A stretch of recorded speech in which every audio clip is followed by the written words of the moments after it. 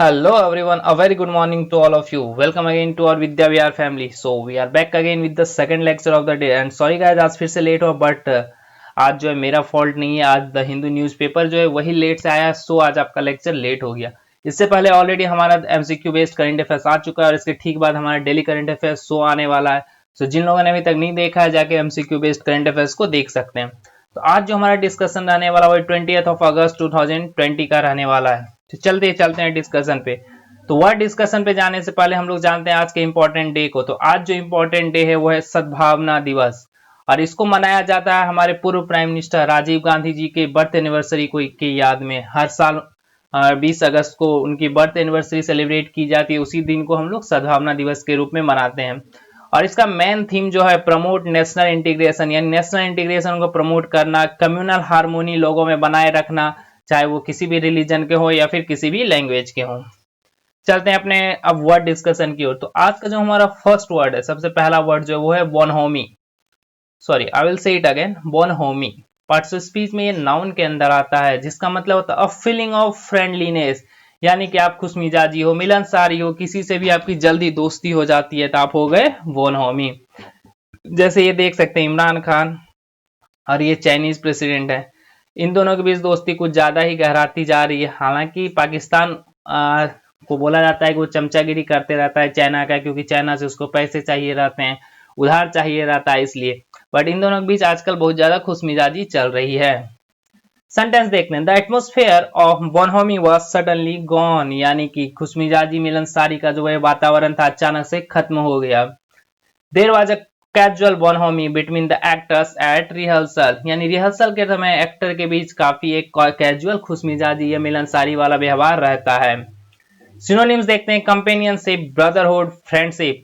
Antonyms देखेंगे। Animosity, intolerance, antagonism, यानी कि ये सब का मतलब है दुश्मनी, मिलनसारी नहीं, खुशमिजाजी नहीं, एक तरफ का एक दूसरे के प्रति दुश्मन टाइप का भाव रखना।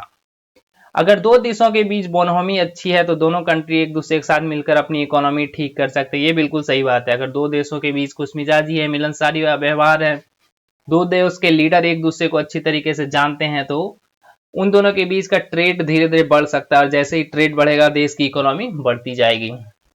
चलते हैं नेक्स्ट वर्ड की ओर जो कि है हमारा मॉर्फिंग।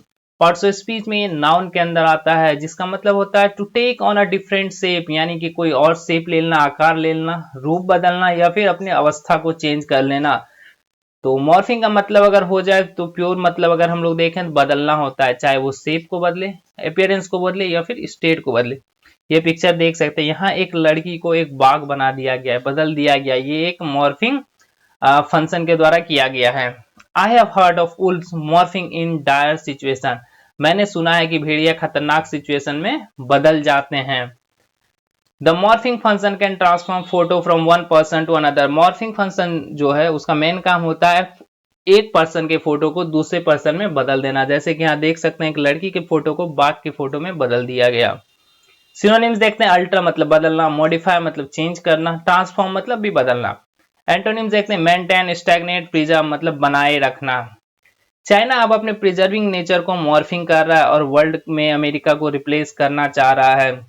चाइना का पहले क्या नेचर था, चाइना फर्स्ट उनकी पॉलिसी थी, पहले वो ज्यादा वर्ल्ड पे ध्यान नहीं देते थे।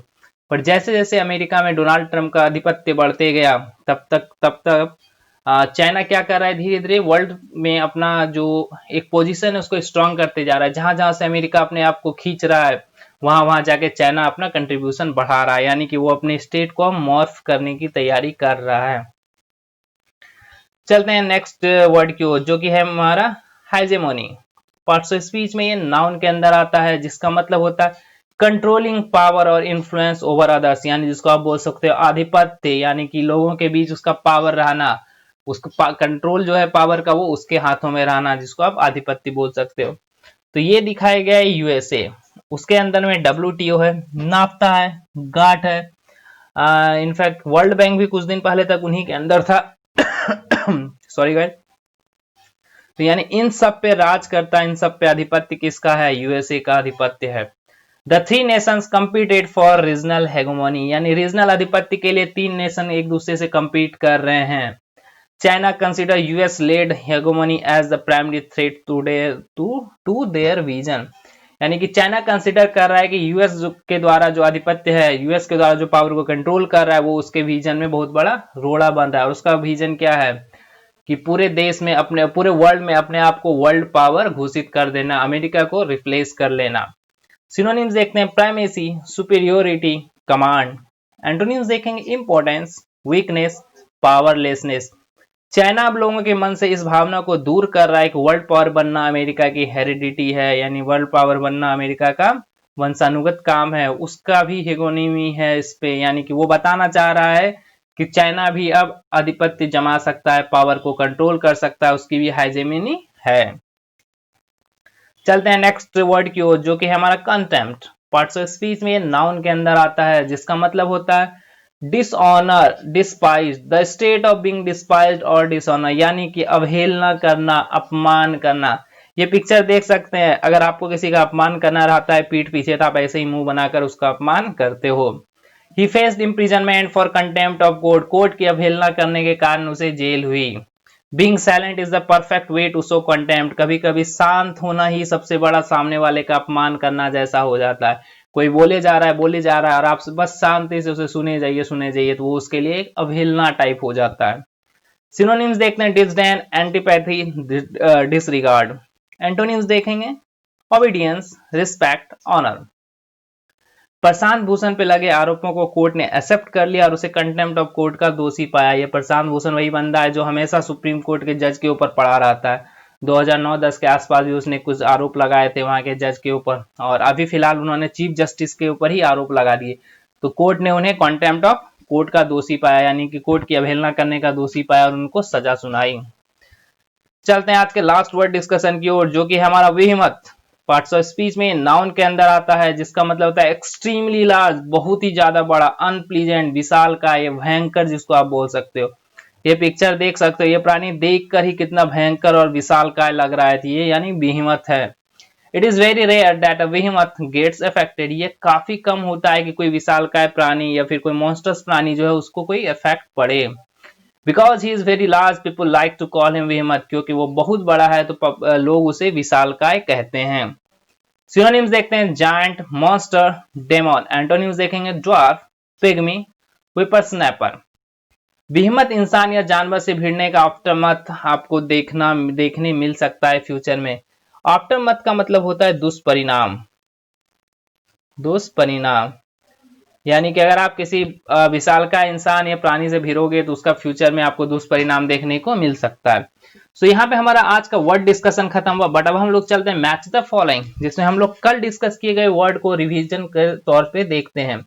ये सेक्शन जो हमारा होता है स्पेशली रिवीजन के लिए होता है, जो वर्ड को हम लोगों ने कल ऑलरेडी डिस्कस कर लिया है उसी वर्ड को यहाँ पे हम लोग डालते हैं और उसे रिवाइज करने की कोशिश करते हैं। तो ये साइड हो गया हमारा वर्ड और इस साइड हो गया हमारा सिनोनिम्स, आपको मैच करना है।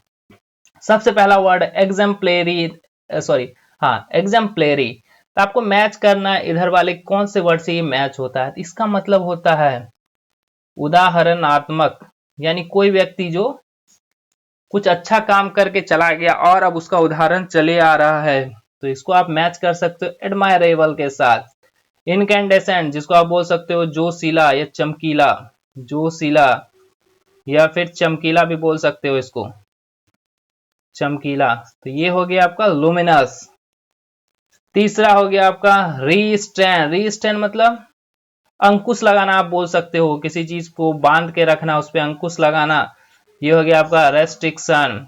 चौथा पेटुलेंट, यानी तुनुक मिजाज, मैंने कल भी बताया था, जो तुरंत तुरंत पिनक जाए, यानी तुरंत तुरंत उसको गुस्सा आ जाए, उसको बोलते हैं क्रैंकी। ड्विंडल मतलब कि गिरना, ड्विंडल आप बोल सकते हो गिरना, यानी कि डिक्लाइन। तो यहाँ पे आज का हमारा वर्ड डिस्कशन खत्म हुआ। इसके ठीक बाद हम लोग तुरंत लेके आ रहे हैं डेली करंट अफेयर शो। तो जो जो लोग करें ये वो कैब देखते हैं, उन्हें जाके हमारा डेली करंट अफेयर शो भी देखना चाहिए। तो चलिए गाइस, फिर मिलते हैं नेक्स्ट लेक्चर में, तब तक के लिए बाय बाय, जय हिंद।